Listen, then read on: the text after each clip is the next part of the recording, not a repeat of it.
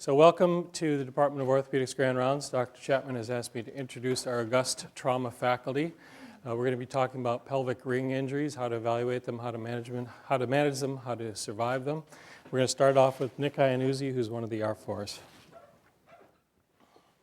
Good morning, everyone, and welcome to Grand Rounds. Today we'll be discussing pelvic ring injuries, their evaluation and management. Disclosures are as noted above. I'd like to start by presenting a case that was treated at Harvey Medical Center earlier this year. We will return to the case as we continue our presentation in order to highlight principles of evaluation and treatment that we discuss. In our case, a 56-year-old male is brought to Harvey Medical Center as part of a trauma code. Upon presentation to the ER, it's reported that the patient has been crushed between two cars. His vital signs include a heart rate of 40 to 50, systolic blood pressure of 64, and he is intubated and sedated. As we continue to follow this case towards its conclusion, we would like to review the epidemiology of pelvic ring injuries, their anatomy, evaluation and classification, their emergency management, definitive fixation, and finally their outcomes. At the end of our presentation, there will be a brief opportunity for discussion. Regarding the epidemiology of pelvic injuries, these injuries occur in a bimodal distribution, divided into both low injury falls and high energy injuries involving motorbike accidents, pedestrian versus vehicles, and motor vehicle collisions. One study out of a single trauma center in New South Wales, Australia, demonstrated an incidence of pelvic ring injuries of approximately 23 per 100,000 people. These were divided evenly between low energy and high energy injuries. And a second study based on the Trauma Audit and Research Network in England was performed, in which the authors noted that pelvic ring injuries constituted up to 8% of admissions in their hospital group. So what is the pelvis? Pelvis is Latin for basin, and the role of this basin is to support and contain the intra-abdominal and intrapelvic organs. But the pelvis also serves to transmit forces from the lower extremities to the axial skeleton. The pelvis consists of the sacrum and two innominate bones, but the bony structure has no intrinsic stability without support of its ligamentous connections. The ligaments of the pelvis provide both rotational and vertical stability. The pubic symphysis provides rotational control of the anterior aspect of the pelvis and is often noted to act as a strut. The posterior and interosseous ligaments are the strongest ligaments within the pelvic ring. These ligaments withstand the forces of weight bearing and prevent vertical migration of the innominate bones with respect to the sacrum. The anterior sacroiliac ligaments prevent rotational displacement in the posterior ring, and the sacrospinous and sacrotuberous ligaments provide additional rotational and vertical stability, with the sacrotuberous ligament forming a portion of the pelvic floor. The iliolumbar ligaments run from L4 and L5 to the ilium and anchor the pelvis to the lumbar spine. Regarding the neurological anatomy, the T12 through S4 nerves are closely intertwined with the pelvis. The sacral tunnels pass in a superior, posterior, medial to inferior anterolateral direction and contain the nerve roots of S1 and through S4, while L4 and L5 nerve roots join at the sacral promontory to form the lumbosacral trunk, and L5 travels over the sacral ala near the superior aspect of the SI joint.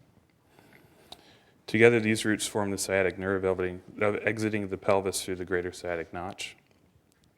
L2 through L4 travel over the psoas and iliacus and exit the pelvis over the superior pubic ramus and beneath the inguinal ligament, forming the femoral and saphenous nerves. And other nerves important for lower extremity and function include the superior and inferior gluteal nerves, as well as the obturator nerve. The pelvis is a highly vascular structure. The internal iliac vessels give rise to the superior and inferior gluteal vessels, which are at risk of avulsion injuries due to disruption of the SI joint.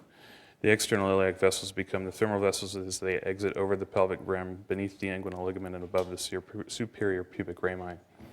The presacral venous plexus is often the cause of substantial bleeding after pelvic fractures and is not visible in this angiogram.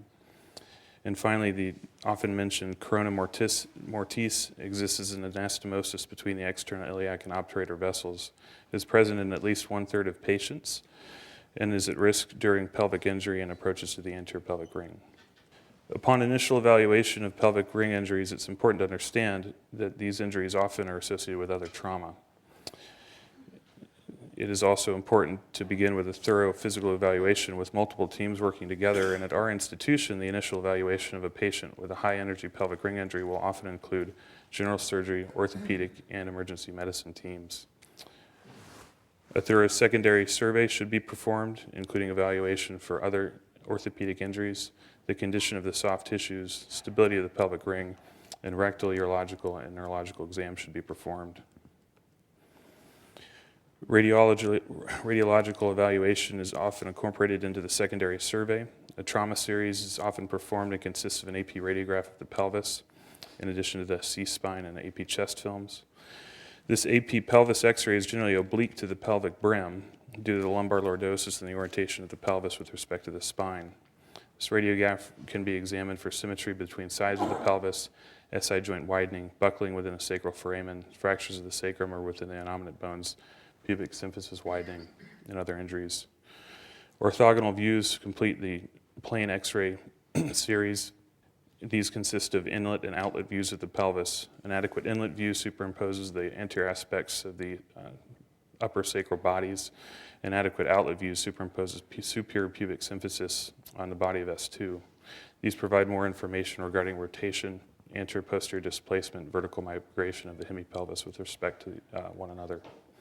It's important to realize that these radiographs are a static representation of potential instability. A study by Mike Gardner and Dr. Krieg demonstrated that fractures of the pelvis created from anterior to posterior compressive mechanisms may recoil up to 50%, and those injuries created from lateral compressive mechanisms may recoil up to 80%. So what you see on the radiograph does not necessarily do the injury justice. CT scans represent an important adjunct to imaging study from both a bony and soft tissue standpoint. A CT scan has been proven more sensitive than simple AP radiography, and a study published in 2005 in Sweden demonstrated that 11% of patients with injuries on CT had normal AP radiographs. In addition, another study demonstrated that patients with anterior ring injuries had posterior injuries approximately 96.8% of the time. And here in the lower portions of the slide, we can see a patient with superior pubic root injury, as well as a Denny type 3 sacral injury, which is not apparent on the AP radiograph. Classification of injury follows three main schema. The Young and Burgess classification was introduced in 1986 and is based on proposed direction of force causing the injury and grouped into anterior, posterior, lateral compression, vertical shear, and combined mechanism categories. Increasing grades within the same injury category imply decreasing stability of the pelvic ring, though this classification system does have some problems. Inter-observer studies have demonstrated good agreement. However, a study performed which looked at the injury mechanism based on traffic data versus the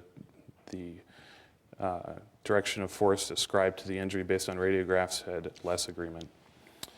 Despite these issues, the system has been studied with respect to associated injuries. Anterior-posterior injuries are noted to have higher rates of hemorrhage, shock, and need for transfusion, and lateral compression injuries are noted for higher rates of intra-abdominal injury. The Pinnell and Tile classification is based on an initial classification system by Pinnell in 1961 and modified by Tile to group pelvic fractures by stability in addition to the direction of force. Group A represents pelvic fractures in which the ring remains stable. Group B represents partially or rotationally unstable injuries, and Group C injuries represent completely, both rotationally and vertically unstable injuries. Tile proposed this classification system as a way to help guide treatment.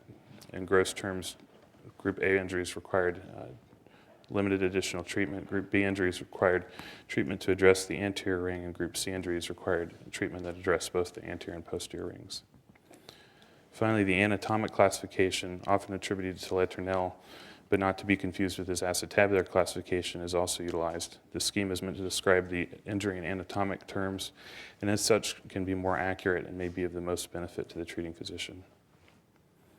Returning to our case presentation, after radiographs and CT scan were performed, he was noted to have a left hemipelvic dissociation with avulsion of the posterior sacrum, left parasymphyseal fracture, pubic symphysis dislocation, and right anterior SI joint widening. Not to be forgotten are the soft tissue injuries as well, which include arterial blush, posterior to the right hip in the area of the superior gluteal vessels, presence of a urinoma and hematoma anterior to the pubic symphysis, and presence of a high-riding superiorly displaced bladder. Discussing emergency management will be Dr. James Krieg. Thanks, Nick. That's a good background, and we're just going to talk for about 10 minutes on the emergent management of a patient with a pelvic fracture who's hemodynamically unstable. Nick mentioned my disclosures. I do get royalties from a sling, and I'm not going to talk about that, but I will talk a lot about the research that we worked on in development of that was supported by the Department of Defense.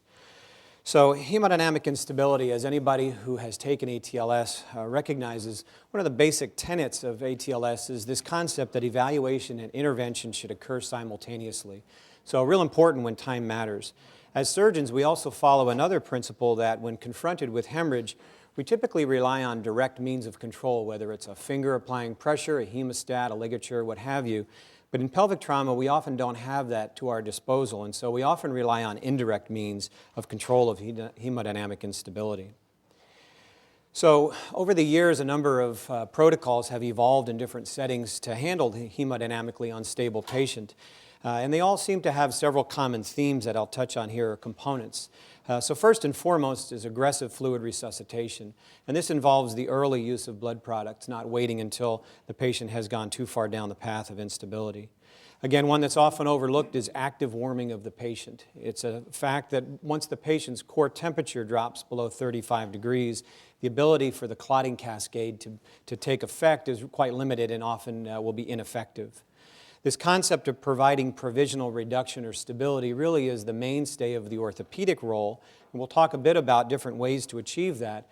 But really the goals are to, number one, provide some patient comfort, and certainly when a patient is in shock, that's of value, but also to try and allow for the patient to clot this blood that's forming or collecting in the pelvic area, and to protect that clot through the course of their care. Of course, angiography has a role that one could argue has grown over the past decade, and we'll touch on that. And now we're starting to hear a little bit about, in North America, the use of pelvic packing. So over the years, again, many of us have been taught this concept that reducing the open book pelvis decreases the volume of the retroperitoneal space, thereby causing a tamponade effect. In reality, this is one of the components that we looked at in the early 2000s, and this is something that we did in a number of ways. One is computer modeling of 3D CT imaging. And so if you use a 3D rendering of the volume of the pelvis, you find that even in this relatively unstable scenario, which is based on a true patient case, the reduction in volume is really only 10%, which it's hard to fathom how much pressure increase you can get from that. We followed that up with a cadaver study that actually bore that out and was actually previously done at Case Western in the mid-1990s, early 1990s. And really what we found is that the retroperitoneal space is such a large potential space going all the way up to the diaphragm that it's really, again, hard to fathom a reduction in pelvic volume, increasing pressure and causing tamponade.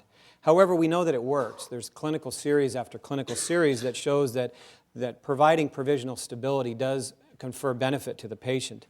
And over the years, really for most of us, the mainstay was external fixation for a long, long time. And back when I was in training, the standard frame configuration involved pins that were placed behind the ASIS and the gluteus medius pillar. But over perhaps the last decade, maybe more recent in many centers, people have been trending more towards using pins that are placed in the supraacetabular region. This is something that confers much more biomechanical stability. It also tends to be better tolerated by patients. So external fixation is really synonymous for many people with provisional stability. But there are other ways of achieving it. Again, there was a development of this type of posterior pelvic clamp that you see on your left, with a patient example on the right, courtesy of Dr. Routt, with a C-type injury that reduces quite well. And you can see if you look closely at this picture of the clinical photo that this is being done in the angiography suite. So one of the advantages that was touted of this type of posterior clamp is that it didn't require the use of an operating room and could be put on in the resuscitation bay. Along came this interesting finding that was really serendipity, that patients that were placed in the military anti-shock garment or pneumatic anti-shock garment many times would have a reduction of their pelvic ring simply by applying this device that wasn't really intended for that. And so that started this idea that maybe providing some kind of circumferential wrap around the patient would confer provisional stability. And of course now most of us are familiar with the techniques of sheeting, either binders or belts or what have you, to provide that circumferential provisional stabilization, which we'll get into in a little bit more detail in a second. And of course any of these means can be supplemented by the use of traction. Again, many times people think in simple terms of the rotational instability or the displacement that is obvious on an AP X-ray, but traction can be very helpful in augmenting any of those means to deal with the vertical instability of the severe injuries. Because much of this involved external fixation in the operating room, it was really a hot topic about a decade ago. In fact, almost exactly 12 years ago to this week, there was a joint meeting of the OTA and the AAST, which is the American Association for the Surgery of Trauma, and that was down in San Antonio. And the real goal here was to try and achieve some consensus in that algorithm for what is the role of external fixation and what is the role of angiography and how do they fit into the timing of resuscitation. But I would argue that the timing of stabilization really is determined by the means that one chooses or the mechanism. And if you start here on the right, again, if you recognize that ORIF for many years was the only means of stabilizing the pelvis, you also realize that this occurs far after the injury, has to be done in the operating room, and requires quite a bit of resources. So that was really the impetus for the development of external fixation. It could be done sooner in the pathway and didn't require quite as much intervention, not as much risk to the patient. It's also the impetus for this posterior C-clamp type device, that provisional external fixator that we saw in the photo. Again, it was designed to be put on in the trauma bay, not only to be a little bit more biomechanically advantageous in some patterns, but to be put on a bit sooner in the course of the care of the patient. And of course, now that we're wrapping sheets around people and using circumferential wrap, and in the days of the pneumatic anti-shock garments, we realize that we really come down the timeline to the scene in many cases. Certainly this community is one where the Medic 1 folks are very familiar with wrapping a sheet on in the field. And of course the resources utilized are quite minimal. So if you were to look at where we've come from and where we are now, you realize that we've made quite a number of gains, but where did they come from and what does it mean? So as part of the research that I was participating in Portland around 2000, we tried to ask the question, how effective is the sheet or the wrap relative to what we knew to be effective, which was the external fixator. This is a busy graph here, but if you just focus on the bar graphs, the pictures with the colors, this is a model of an unconstrained APC fracture. So this is a C-type injury with rotational instability in both external and internal rotation and flexion and extension. And that's really just applying a load to the pelvis and seeing how much it displaces. If you go all the way to the right-hand side here, that's an anterior external fixator, a 2-pin frame. Somewhere in the middle, you see the posterior C-clamp, and you see a circumferential wrap around the pelvis.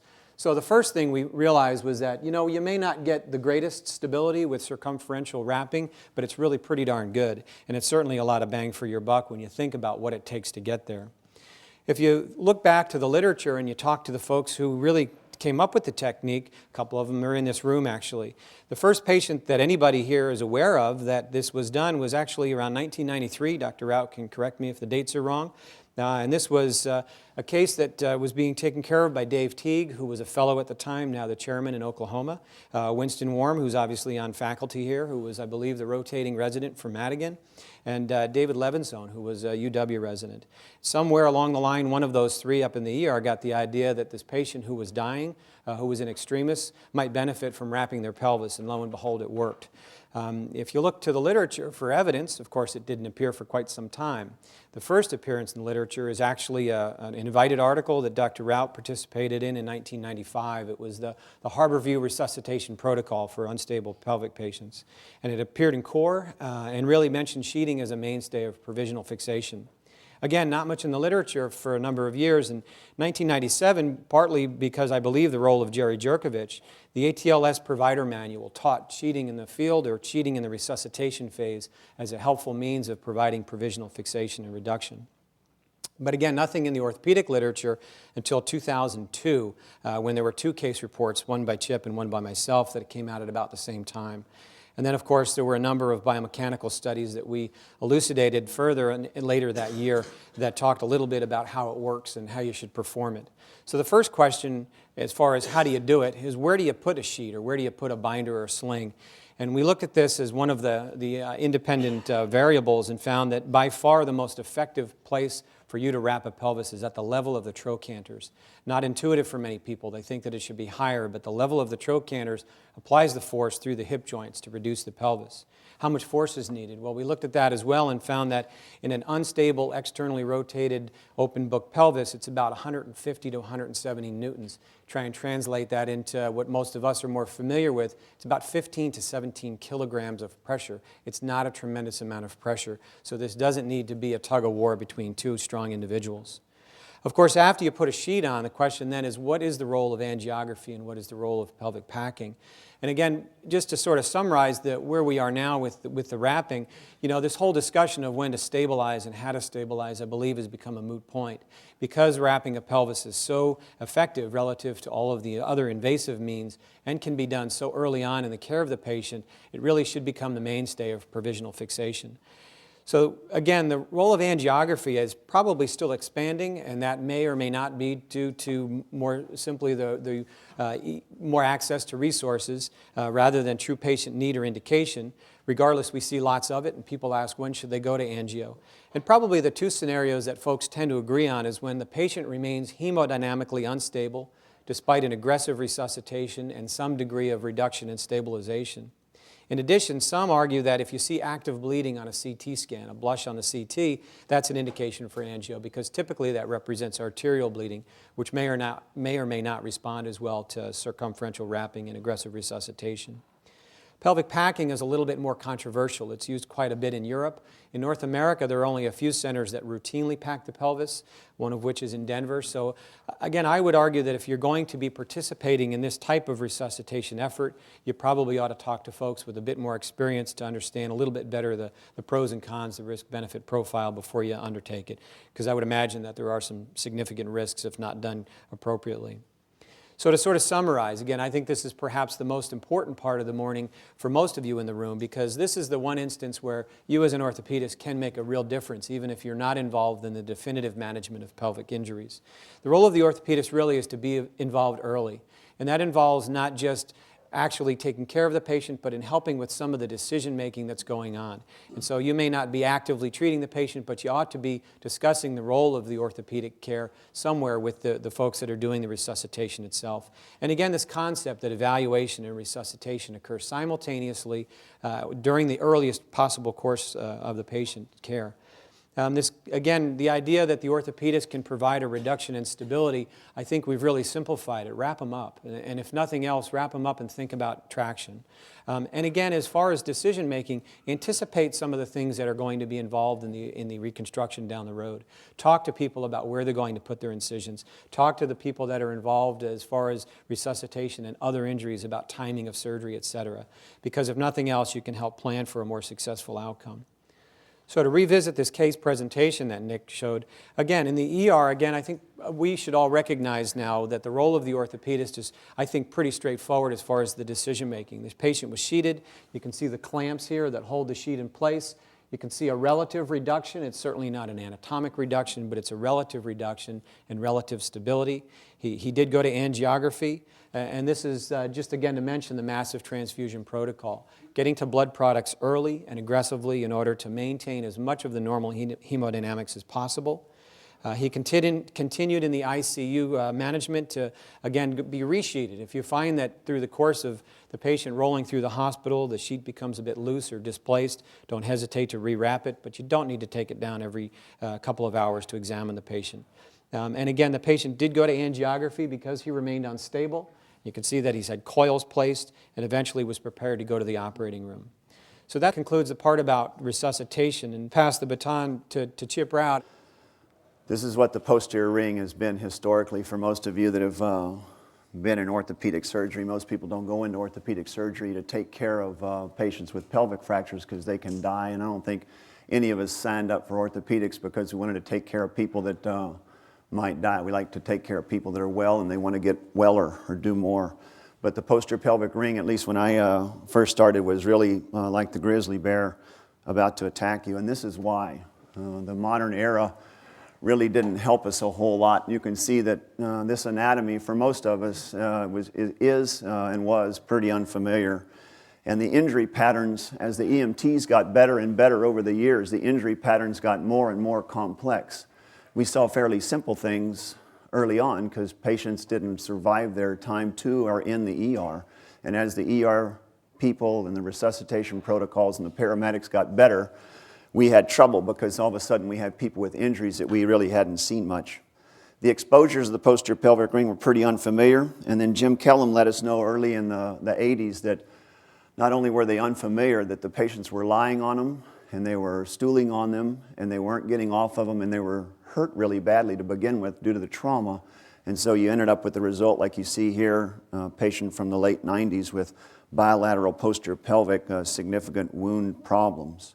We also still have trouble with the indications of the posterior pelvic ring. There are people that will argue until they almost die with one another trying to tell you what does or what doesn't need to be operated on in the posterior pelvic ring. And the reason is most people have fairly random experience. Most centers divide out this patient population to 5 or 6 or 3 or 4 people, and everybody has a different set of skills, and so no one really knows what to do. The other problem was external fixation became real popular in the 70s, and so getting to the posterior pelvic ring with a patient prone with a frame on mandated that you had to be a little creative with positioning, and so people were putting 2 tables together, 2 OR tables, to suspend the external fixation device. And you can see here a slide on the bottom that Dr. Hansen loaned me from 1985 of a patient here in Harborview in room 3, and you can see that spica casts were used for pelvic fractures along with external fixation devices. So this is 1985. We didn't do very good over 30 years. We haven't really made a lot of progress. We've made a lot of progress with product development and sales, and we've got surgeons now that are just mostly doing sales, and they have big voices, and they'll sell you tables and devices, but they're not going to teach you much about what to do. And so we've gone wayward. We've got posterior pelvic implants that go up to the spine, and we've got just an array of implants that can be tossed into the posterior ring even though there's no reduction. Some people still try to over-fix the front because they don't know really what to do with the back, and so they'll double plate. And then you can see this device, this C-clamp device. Sometimes it doesn't always go to the posterior pelvic ring. Sometimes it finds its way to the rectum, and that's not a good thing either. So we've got a real problem, I think, in our community where we have marketing over knowledge. And there's a lot of people with knowledge, but most of them are at home working, and they're not out selling and teaching as much as maybe they should be. So I'd ask you to step back when you take care of a patient with a pelvic ring disruption and personalize it a little bit. Pretend it's you or your mom or someone you like. And then think about a broken door. And if you'll just think about a broken door and understand the anatomy of a door, you'll be just fine. And you'll get through it real well, and your patient will do real well too. And so if you realize a door has a strike side, that's the side that is not the hinge side, it's the side that closes together in the middle of the doors. And if you think about the pelvis as sort of French doors, strike side would be where the latch is and where the lock is. And then the frame or the hinge side is, of course, where the hinge is. And if you think about the pelvis, that's about all you need to know right there. We could go home right now and we'd be through. But we'll talk a little bit more about the posterior pelvic ring, and people say, well, what is the posterior pelvis? The posterior pelvis involves an iliac fracture, so if you have an iliac fracture that goes from the crest down through the greater notch, that's an unstable posterior pelvic ring injury.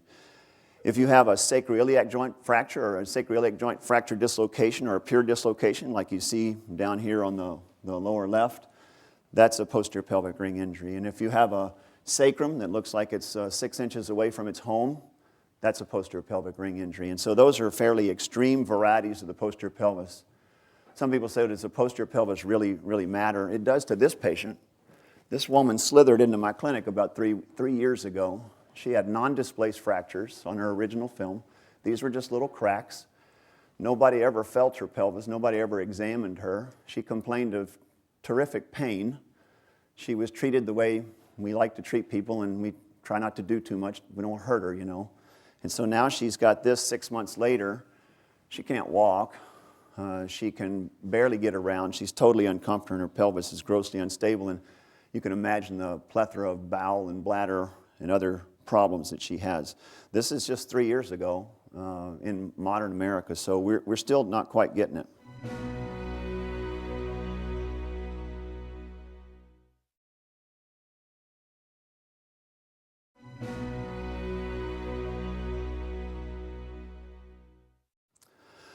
So let's just talk a little bit about who needs surgery on the posterior pelvic ring. I think this is a little bit of a no-brainer. It's people who have instability of the posterior pelvic ring. And so people say, well, what is instability? Instability is when you have the inability to resist physiological loads, and that's a physiological load. If you can't cough or roll over in bed because it hurts so bad, your pelvis is probably unstable somewhere. You may have a avulsed iliac crest, and you can't cough because your abdominal obliques insert into it. That's instability. So we have obvious instability, where you look at the films, you can see both of these films. That right sacrum on the patient on the lower left there, you can see that displaced right transforaminal sacral fracture. That's an unstable pelvic ring disruption. That's a no-brainer. You can see the other one has bilateral sacroiliac joint disruptions, and so we're not going to miss these obvious ones. The ones that we're going to have trouble with are the ones that are still approximated, the minimally displaced to the non-displaced, that we're going to be hopeful that they're going to be stable because we're scared to treat them. If you were a medical student, who's a medical student? Raise your hand. Good. You know SOAP notes? Do y'all still do SOAP notes, subjective, objective assessment and a plan? Under subjective, your patient is going to be bitterly complaining to you if they have an unstable pelvic ring disruption. They are not going to be comfortable at all. You're not going to be able to do much to them. And if you come at them to examine them, they're going to be very scared of you because they hurt so bad. Under objective, when you examine the patient and you compress their iliac crest, you're going to feel it collapse in your hands. That's going to be the objective finding. So despite minimal displacement, we're going to have subjective pain. We're going to have a patient who can't mobilize even though we try. And then if we examine them, we're going to feel them collapse. And if we examine them in the operating room and just put the fluoroscopy on their pelvis, we can see it collapse we can feel it in our hands and we can see it with our eyes. So again, just like the door, the unstable pelvis is pretty simple to identify when it's broken. You have to listen to the patient if they're talking, and you have to feel the patient. And then you don't have patients slithering into your office 3 years later. We can fix these real simplistically. I mean, it's not so hard. If they collapse in our hands and they can't move or walk, we can make little stab wounds in the front part of the pelvis, little stab wounds in the back part of the pelvis, and we can load up these broken areas with screws very, very safely. And that provides intrinsic stability for the pelvis so it doesn't move. It gives them comfort, takes them off narcotics, allows them to mobilize. They won't get deformity. They'll heal their fractures. Piece of cake. Everybody wants to know, when should we operate? Because, I don't like to operate at night, and I don't want to come out. I like to watch baseball, and I like to do all these things. But we have to operate sometimes at night because that's when the patients allow us to. Nick showed a patient earlier today with in the Letournelle slide classification. He showed a diagram and then the slide on the left. And that was a patient I operated on Easter Sunday, 1994, because that's when he cleared. He cleared on Easter Sunday. So we didn't hunt eggs. We just went and operated. So when do we operate? We hunted eggs later. We hunted eggs later that day. When should we operate? Well, I think there are several phases of operating. And I think when you think about when you're operating on patients with pelvic ring disruptions that are unstable, you have to think about a clock, a bomb, and a screw.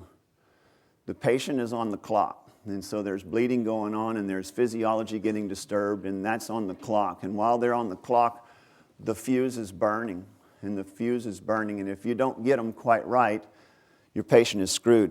And you could fix it with a screw. So when should you operate? I think you should operate either urgently, you should operate pretty soon, or you should operate a little bit later. And I think urgent is when they're hemodynamically unstable and you can do something to help them as a part of their resuscitation. Sometimes we do urgent, early operations because the patients have open pelvic injuries. They have wounds that need to be irrigated, and we might as well go in and stabilize them. And a lot of times the general surgeons are going to take their spleen out, or they're going to realign their urethra with the urologist, or they're going to fix their intraperitoneal bladder disruption. And so the patient's going to the operating room, and so if we'll just tag along with them and use that anesthesia, we can stabilize the pelvis very simplistically, and then the patient is sort of done, and we're off the algorithm.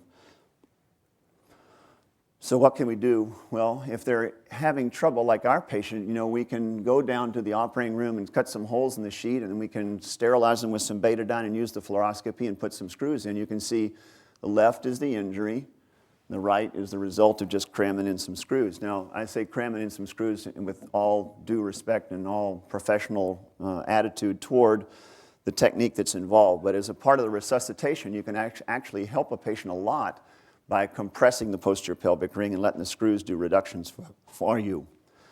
When you have open injuries like this patient from about 4 weeks ago, this guy had a small wound to his buttock, but it was an open pelvic fracture, and you can see that We can just, when we're irrigating his open buttock wound, we can go ahead and extend the wound. We can repair his gluteus maximus complete avulsion. We can clean out his open sacral fracture that's contaminated. And then we can clamp his SI joint. We can put screws in the sacroiliac joint fracture dislocation, and then we can fix the symphysis as well. So with open injuries, we'd like to go ahead and stabilize as well, but we'd also like to hide. We'd like to hide our implants because we don't want to leave surfaces for the bacteria to slime, so that then we have problems as a result of our fixation. We'd like to veil or seclude or isolate our fixation that's quite stable away from any bacterial exposures. And you can see here we gave the patient's bacteria a couple of screw heads and a washer to sort of jump on. We can tag along. We tag along here, you can see with the urologists. We can tag along with the general surgeons. We can tag along with whoever is operating on the patient so that we can do something while they have the patient asleep. We can also operate just a little bit later. We can take this patient who's hemodynamically stable. He needs to have his lungs worked up a little bit, and we can just go ahead and operate on him tomorrow or the next day or whenever the general surgeons or the team that's quarterbacking his care says, yeah, he's pretty easy. They also sometimes want to know, what are you going to do? And if you're going to do a lot of operative exposure, maybe tomorrow is better than right now. This patient had his surgery on the day after his injury.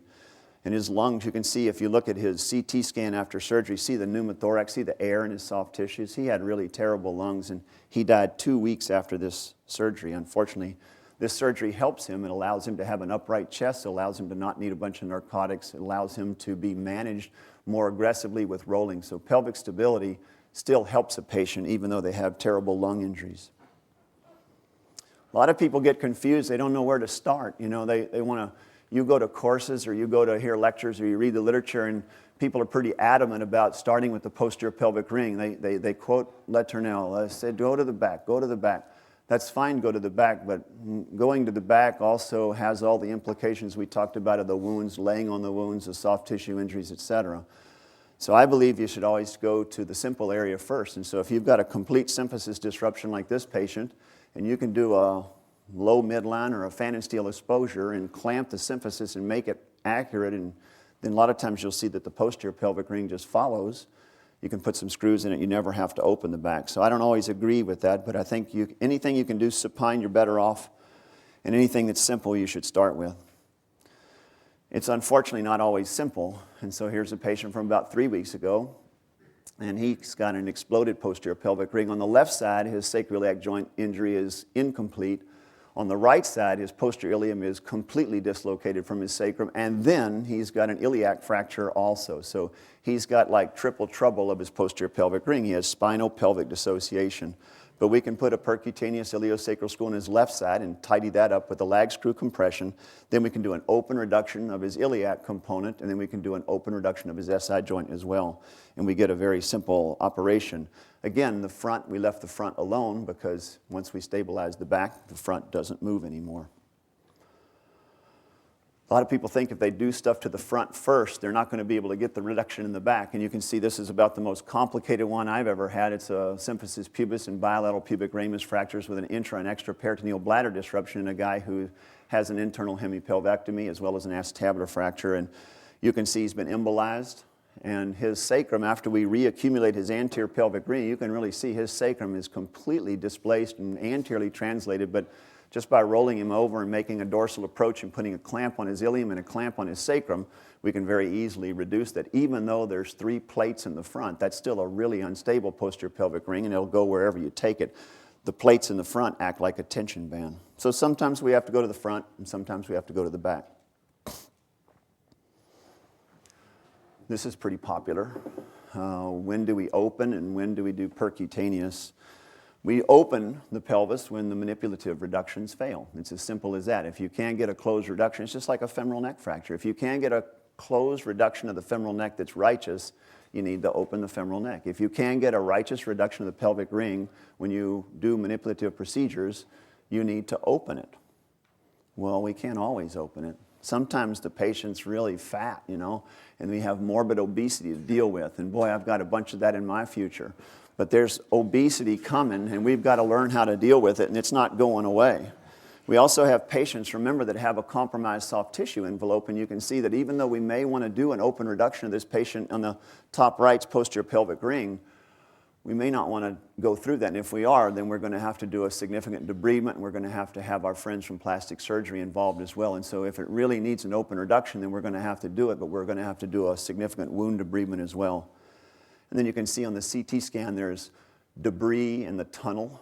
There's debris in the tunnel, and we want to get that debris out before we close the sacral fracture so we don't further hurt the S1 nerve root by crushing it. Percutaneous is good. You can see in this patient, she's a stewardess, and she was hit by a car and involved in a car wreck. And you can see she's got a completely unstable right hemipelvis, and just by putting some traction on the appropriate side, we put traction on the right side, and we pull traction and take her sheet off, her pelvis realigns quite nicely, and her body habitus was just such that all of those screws came right through the same skin incision, believe it or not. They all apexed. She was just big enough to make them all coalesce at the same insertion point, so she had a 2-centimeter stab wound for this reduction and fixation. So percutaneous works really well as long as we have a reduction. We've got to have a reduction. It's like taking cans and stacking cans, and if you don't put the cans together, you can't put the screws through the cans. And so a Venn diagram is best when it's superimposed, and so the reductions help us a lot. It also implies that you know the osteology. If you don't know the osteology and its fluoroscopic correlation, then you're going to have a hard time being safe with your screws. And so that means we have to have really high quality imaging. We've got to be patient with our x-ray techs, and we have to educate them. We also have to know what the osseous fixation pathways are. The osseous fixation pathways are not going to help us very much if we can't see them, don't you see? And so several things bother us. We have obesity, and we have bowel contrast. A lot of times in the early 90s, people thought we had to give people bowel contrast all the time to visualize the bowel, and we learned really early that that hurt us so bad trying to do percutaneous fixation, so we stopped doing that because it really wasn't helping the general surgeons make diagnoses. So the bowel contrast in the patient's habitus hurt us. And then these are the osseous fixation pathways that I think most of you in this audience are pretty familiar with. We have worked pretty hard to evolve these, to understand these. This is, again, this is about all I've thought about since about 1985. These are the conduits of straight tubes in a curved, complex bone with hills and valleys that have tendons and vessels and nerves in them that we have to hit. So unfortunately, we have our medullary implants are straight, and so we have to find a way to hit the straight tubes. And so the workhorses are the iliosacral ones, the pelvic brim ones, and the ramus ones. Those are the ones that we tend to use the most. But once you understand the osteology and the imaging and you get reductions, then it becomes really, it's not simple, but it becomes simple. Popular, what's popular? These are popular. In 2005, they finally made us these after about 15 years of begging for longer screws. They finally decided that they would make longer screws, and this helped us a whole lot, because now we could do a thing called transiliac transsacral screws, and transiliac transsacral screws has really helped us a lot. One reason is because we can fortify the posterior pelvic ring with a longer implant, and we can gather up more corticated surfaces, especially for people that have osteopenia. And as our population ages and becomes more and more active with that age, we see more and more elders who are active and have unstable pelvic ring disruptions, and they don't have a lot of bone quality. So the transiliac transsacral screws help us in many ways, but especially with that population of patients. Yeah, but things can go wrong if you do things that you don't know how to do. And so this is don't go ninjing things that don't need ninjing, right? And so we don't want to put screws into things when we really don't know what we're doing. And these screws become very expensive. The top left screw was a $1.5 million screw. You can see the screws go in, out, in, especially for dysmorphs like the top right. The bottom left is a screw that just went beyond the midline. It was an oblique screw. And when the doctor was putting it in on the injured side, he was careful of the iliac cortical density and the alar slope, but then forgot that there was another alar slope on the other side. And that iliac artery and iliac vein are right at the tip of that screw. And then you can see what happens when you put the screws in the canal. The rehab is pretty standard, I think, like for most orthopedic rehabilitation. Once you get accurate reduction and stable internal fixation, then you rehab the patient. Usually we protect them for about 6 weeks on their injured side, and it's a long 6 weeks. It's a very long 6 weeks for people that are on crutches. They'll tell you it doesn't go by fast. And then the second 6 weeks, we let them start putting a little bit more weight on the limb, and that's a little bit better because they do a thing called progressive partial weight bearing, and they advance. We don't do a lot of strengthening exercises in the first 6 weeks. We just do isometrics so we don't overpower our fixation. You can see that we took him to the operating room at the first day. As soon as they cleared him, when we cut holes in the sheet like you saw, we used those screws to put the posterior pelvic ring together. You saw the reduction on the CT scan earlier, and it's excellent.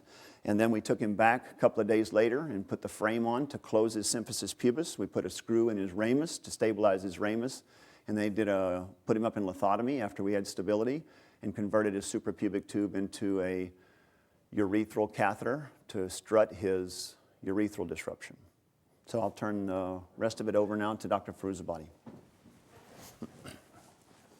Thank you, Dr. Routt. So this portion of the talk, we're going to be looking at outcomes of pelvic ring injury and specifically what matters. Now, as Dr. Routt commonly states, we only know what's at the tip of the iceberg, so there's a lot we don't know about. But some of the factors that we do know about are open versus closed injuries, the effect of associated injuries, then looking at things like neurological injuries as well as urological injuries, and the last thing we'll focus on is the reduction, alignment, and fixation. How do we measure what matters? This is a difficult question. There's common outcome instruments that can be used. On a broad scale, you can use things such as global measurement instruments such as the SF-36. You could narrow it down a bit and look at system-specific measurement instruments such as the MFA scores, or you can use disease-specific measurement instruments such as the DASH score that we use for the upper extremity. In the pelvis, a commonly used one is the Majid score. Now, jumping right into it, looking at open versus closed injuries. Open pelvic ring fractures account for about 2 to 4% of all pelvic ring injuries. Morbidity and mortality is higher for open injuries. Acutely, it's due to hemorrhage. On a delayed basis, due to multi-organ failure and sepsis. Looking at these 3 papers, the top paper is a retrospective review looking at a series of 44 patients and comparing them to closed injuries. They have lower SF-36 scores, specifically in the areas of chronic pain and employment. The second paper is also a retrospective study looking at open ring fractures, and the patients that do the worst are the ones that have open pelvic ring fractures as well as a rectal injury. Now, the last paper looked at open injuries, stable versus unstable fracture patterns. And the patients that have unstable fractures have a lot of difficulty with activities of daily living, and the patients that have stable fractures tend to do well when it comes to activities of daily living. Now, in terms of associated injuries, we know that patients with unstable pelvic rings have high rates of associated injuries. Dr. Rout's published on this, and the average injury severity score, he notes, is about 22. So about 75 to 80% of these patients have some sort of other injury, the most common being in the area of the chest, occurring at about 67%. Next is long bones, about 50%. Then is the spine at about 25%. This is a case example of a patient from last year. She's morbidly obese, has hepatitis C. She has sustained this unstable pelvic ring fracture. She underwent percutaneous fixation for her pelvic ring fracture, but she also has a segmental tibia and a humerus fracture, both of which underwent intramedullary nailing. At 7 months out, her biggest complaint is her proximal humerus. So the role of these associated injuries is difficult to assess, but we know that they do matter. Moving on to neurological injury, the reported incidence of neurological injury in unstable pelvic rings is anywhere from about 22 to 50%. The higher end, 50% being for vertical shear type mechanisms. We also know that neurological injuries do matter, but it's difficult to assess and study neurological injuries. And the reason for that is that there's such a high rate of intra and inter-observer reliability with the clinical examination. Next is really urological injuries, and the incidence here is reported anywhere from about 4%, this being all comers, unstable and stable pelvic ring injuries, and it's reported as high as 37%. Erectile dysfunction is a common problem occurring in about 25 to 40% of male, and more recently there's been a focus on pelvic ring injuries in women and the effects, the long-term effects. A study this year published by Heather Vallier looked at a series of 187 women with pelvic ring injuries, and at 1 year out, 56% of them had pain with intercourse. The patients that had pain with intercourse had lower MFA scores. So urological injuries and injuries that lead to things such as pain with intercourse can have long-term effects on outcomes. Now, the largest series looking at genitourinary issues is done by the urology group here. They did a retrospective study of 1,238 patients and looked at these patients that did not have any genitourinary injury on presentation. At 1 year out, 21% of them had some sort of sexual dysfunction. The sacroiliac fracture was a risk factor for men, and pubic diastasis a risk factor for women. And the sexual dysfunction led to lower quality of life scores. They looked at the SF-36 scores for these patients. The top chart represents the chart for men. The bottom chart represents the chart for women. This is looking at both sexual as well as excretory dysfunction at 1 year out. And you can see in the 8 different areas for the SF-36 scores, a lot of these have statistically significant differences in regards to lower SF-36 scores for these patients. So then we come to the importance of reduction and overall alignment. This is an area that's difficult to assess when looking at the literature because most of the studies in the past have looked at x-rays. And if you look at an x-ray post-operatively, it's really hard to tell how good your reduction is. But that's where we get our data currently. And very few people are getting post-operative CT scan, so it makes studying alignment and reduction difficult. But the papers that we do go back on and look at are one of the most commonly studied is the one by Majid. He performed an anterior external fixation for 42 unstable pelvic rings, and he noted that anatomic reduction correlated with the Majid score. The next paper was by Lindau, looking at a series of 112 patients that also received anterior external fixation for unstable pelvic rings, and he noted that vertical displacement more than 10 millimeters led to worse outcome scores. And the last paper was purely looking at a series of patients with 22 sacroiliac disruptions, and this study noted that anatomic reduction, which was defined as less than 0.5 millimeters, made a difference in regards to outcomes, specifically MFA scores and Majid scores. So now looking at the overall functional outcomes of patients with unstable pelvic rings, that being the B and C type injuries. Dr. Routt looked at a series of 46 patients and performed SF-36 scores, and what he noted was there was a difference in regards to physical outcome scores as well as mental health outcome scores, but he didn't find a difference between B and C type injuries. Tornetta the same year wanted to look at B and C type injuries, but what he looked at was, are people returning to work, and if they are going to work, are they going back to what they were doing before, and are they requiring assistance with ambulation? So as you can see, for the B type injuries, a majority of the patients are going back to the previous work they were doing prior to injury. With the C type injuries, less patients are going back to what they were doing. A significant number of them had to change their jobs, and a significant number required assistance with ambulation. Suzuki performed a study in 2007 looking at a series of 57 patients using a number of outcome measurement instruments, specifically looking at conservative management, which was 23 patients, looking at anterior external fixation in 22 patients, and the last set of patients, 12 of them, receiving anterior with posterior external fixation. He, much like Dr. Routt, found a decrease in physical outcome scores. He did not find a correlation between injury severity scores and fracture type, but there was definitely a positive correlation between neurological injury and lower scores. Now, the final paper we're going to discuss is out of a group at the University of Heraklion on Crete. It's an island of Greece. And they wanted to perform a systematic review on pelvic ring injuries and outcomes. So they used the Boolean operator terms, pelvic ring fractures and outcomes. This led to 818 papers. Then they had a set of exclusion criteria. The biggest exclusion criteria was excluding papers that only looked at stable ring fractures.